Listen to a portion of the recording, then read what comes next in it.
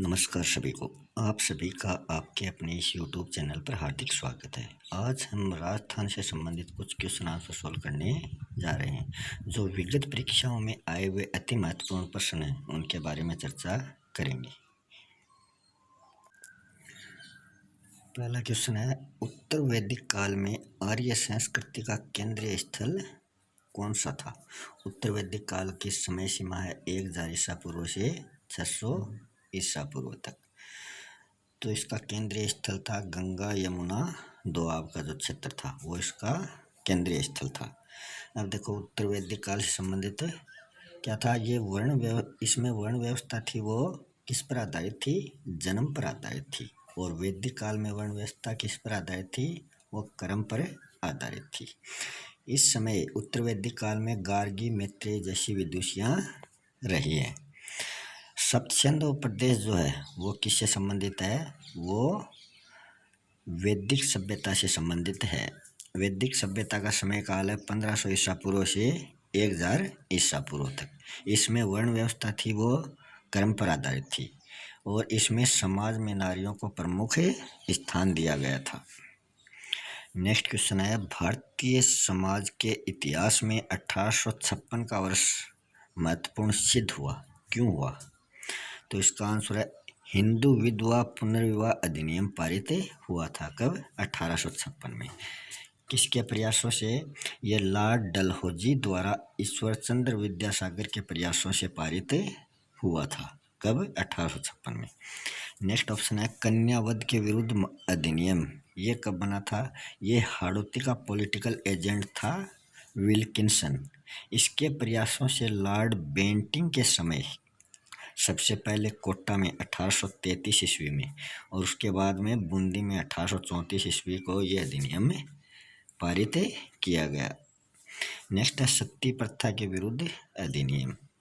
ये राजा राम मोहन राय के प्रयासों से बेंटिंग ने 1829 में इसको कानूनी रूप दिया। सबसे पहले कहाँ लागू हुआ? 1822 में बूंदी में लागू हुआ ये। नेक्स्ट है, डाकन प्रथा के विरुद्ध अधिनियम।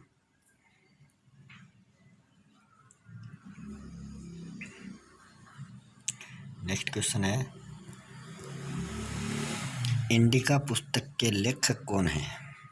तो इंडिका पुस्तक के लेखक कौन है? मेगस्थनीज है। ये किस पर आधारित है ये पुस्तक? ये भारत की तत्कालीन परिस्थिति पर आधारित ये पुस्तक है। अब मेगस्थनीज के बारे में थोड़ी चर्चा करते हैं। ये सेल्यूकस निकेटर का यूनानी राजदूत था, जो चंद्रगुप्त मौर्य के दरबार में आया था। इसका समय क्या था? 304 ईसा पूर्व से 299 ईसा पूर्व। नेक्स्ट है कौटिल्य। कौटिल्य को क्या कहा जाता था? विष्णुगुप्त कहा जाता था। इसने कौन सी पुस्तक लिखी थी? अर्थशास्त्र लिखी थी। चंद्रगुप्त मौर्य के गुरु व मंत्री ने अर्थशास्त्र, जो किससे संबंधित है? भारतीय राजनीति से संबंधित ये पुस्तक है। इसमें 15 अध्याय की रचना की थी। नेक्स्ट है विशाख दत्त। इनकी पुस्तक का नाम है मुद्रा राक्षस। चाणक्य या कौटिल्य का नंद राज्य के विरुद्ध षड्यंत्र है मुद्रा राक्षस में। नेक्स्ट है प्लिनी। ये अशोक ने व्यापारिक कारणों से कलिंग पर आक्रमण किया। इसका वर्णन प्लिनी ने अपनी पुस्तक में किया है।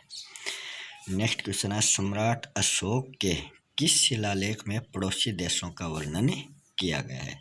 अशोक के समय पड़ोसी देश कौन से थे? सीरिया, मिस्र, मकदूनिया, सीरीन, एपिरस। सीरिया के शासक थे एंटियोकस द्वितीय। मिस्र के शासक थे टोलमी। मकदूनिया के शासक थे एंटिगोनस, और सीरीन के शासक थे मग्स। एपिरस के शासक थे अलेक्जेंडर। सबसे पहला जो शिलालेख था, प्रथम शिलालेख, उसमें किसका वर्णन है? उसमें पशु हत्या पर प्रतिबंध लगा दिया गया है।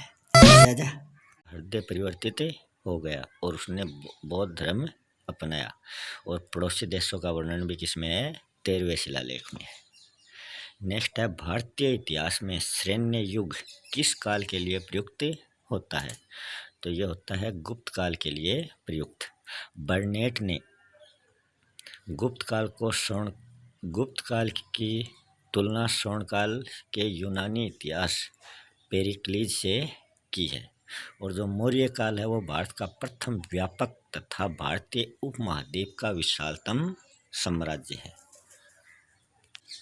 नेक्स्ट है 2011 में राजस्थान के कौन से जिलों में 500 से अधिक जनसंख्या घनत्व है? तो 500 से अधिक है जयपुर और भरतपुर में। जयपुर में 595, भरतपुर में 503। कोटा में है 374, अजमेर में 305, जैसलमेर में 17 सबसे कम, बीकानेर में 78, दौसा में 476, अलवर में 438। भारत की कुल जनसंख्या इस टाइम थी 121 करोड़ और राजस्थान की थी 6 करोड़ 85 लाख। भारत की कुल का कितना प्रतिशत था? वो 5.66% राजस्थान की थी। राजस्थान का जनसंख्या में 8वां स्थान है। दशकीय वृद्धि दर में राजस्थान का 8वां स्थान था। दशकीय वृद्धि दर रही थी 17.7%। लिंगानुपात भारत का 943 है और राजस्थान का 928 है। लिंगानुपात में भी राजस्थान का 21वां स्थान है। नेक्स्ट है हड़प्पा संस्कृति जो सिंधु घाटी सभ्यता है, इसके अभिलेख मुख्यतः किस वस्तु पर बने हैं? तो ये बने हैं मोहरों पर। अब सिंधु घाटी सभ्यता से संबंधित थोड़ी जानकारी है। ये कांस्य युगीन सभ्यता है। इसकी खोज की थी दयाराम साहनी ने सर जॉन मार्शल के निर्देशन में 1921 को। यह नगरीय सभ्यता तथा दरवाजे इसके मुख्य सड़क पर नहीं खुलते हैं। ये नगरीय सभ्यता है मगर दरवाजे मुख्य सड़क पर ना खुलकर गलियों में खुलते हैं। लोहे व घोड़े से अपरिचित थे और ये मात्र सत्तात्मक सभ्यता थी। नेक्स्ट है किस प्रजामंडल ने 1936 ईस्वी को कृष्णा दिवस मनाया था? तो वो प्रजामंडल था जोधपुर प्रजामंडल। जोधपुर प्रजामंडल को मारवाड़ प्रजामंडल कहा जाता है। जयनारायण व्यास ने 1934 में इसकी स्थापना की थी। उत्तरदायी शासन दिवस मनाया जाता है 28 मार्च 1941 को। जोधपुर प्रजामंडल में ही मनाया जाता है। उदयपुर प्रजामंडल है, यह मेवाड़ प्रजामंडल के नाम से जाना जाता है, जिसकी स्थापना 1938 में की गई। माणिक्यलाल वर्मा ने इसकी स्थापना की थी और मेवाड़ का वर्तमान शासन है उदयपुर प्रजामंडल। जयपुर प्रजामंडल की स्थापना कपूर चंद पाटनी ने 1931 में की थी। अपने मंत्रिमंडल में गैर सरकारी सदस्य नियुक्त किया था। भरतपुर प्रजामंडल की स्थापना किशनलाल जोशी ने 1938 में की थी। इसमें महिला सत्याग्रहियों का नेतृत्व श्रीमती सरस्वती बोहरा ने किया था। नेक्स्ट है सालिम सिंह की हवेली कहाँ स्थित है? तो ये सालिम सिंह की हवेली जो है वो जैसलमेर में स्थित है। जैसलमेर में और कौन कौन सी है? पटवा की हवेली है, चांदनलकूप है, गढ़सीसर झील है, लोद्रवा है, स्वर्ण नगरी कहा जाता है इसको। अब झुंझुनू में देखो झुंझुनू में नरहर शरीफ की दरगाह जो चिड़ावा में स्थित है। केंद्रीय इलेक्ट्रॉनिक अभियांत्रिकी अनुसंधान संस्था पिलानी में है और रामकृष्ण मिशन मठ ये खेतड़ी में है। ये झुंझुनू से संबंधित है। चूरू में है ददरेवा ताल छापर और चूरू का किला। सीकर में है रामगढ़ की हवेली, गणेश्वर का टीला, शाकंभरी माता मंदिर, लक्ष्मणगढ़ दुर्ग। नेक्स्ट क्वेश्चन है गोगामेड़ी मेला लगता है। तो ये लगता कब है? भाद्रपद कृष्ण नवमी को। कहाँ पर लगता है? हनुमानगढ़ में लगता है। अब देखो बीकानेर से संबंधित, बीकानेर में कपिल मुनि का मेला लगता है। कब? कार्तिक पूर्णिमा को।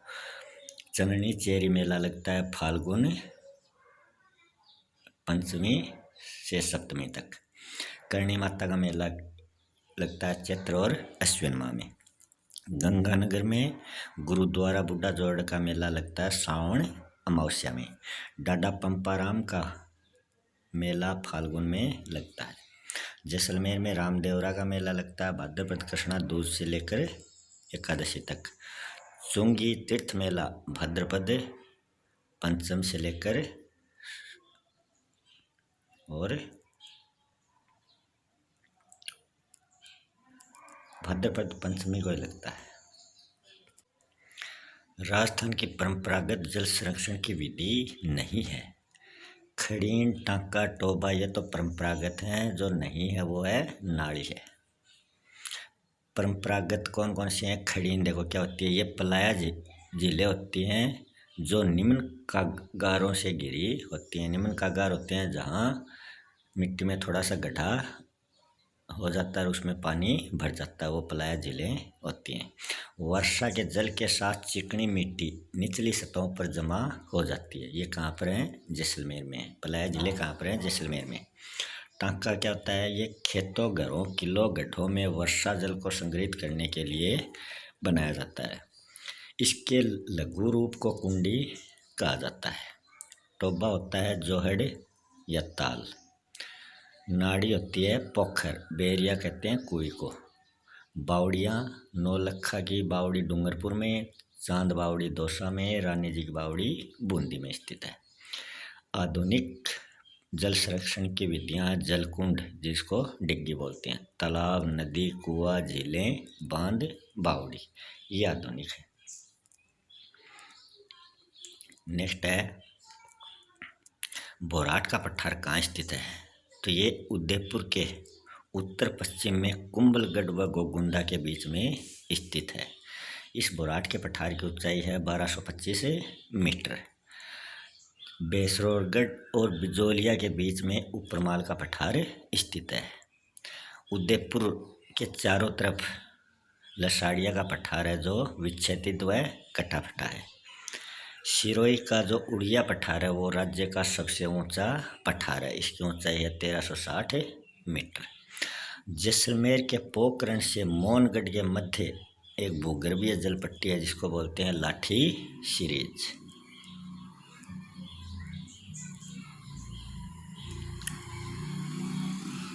नेक्स्ट है असंगत बताना है। शीशा जस्ता की खान कहाँ पर है? जावर देवारी उदयपुर में, रामपुरा गुच्चा भीलवाड़ा में, चौथ का बरवाड़ा सवाई माधोपुर में। ये किससे संबंधित है? शीशा जस्ता से।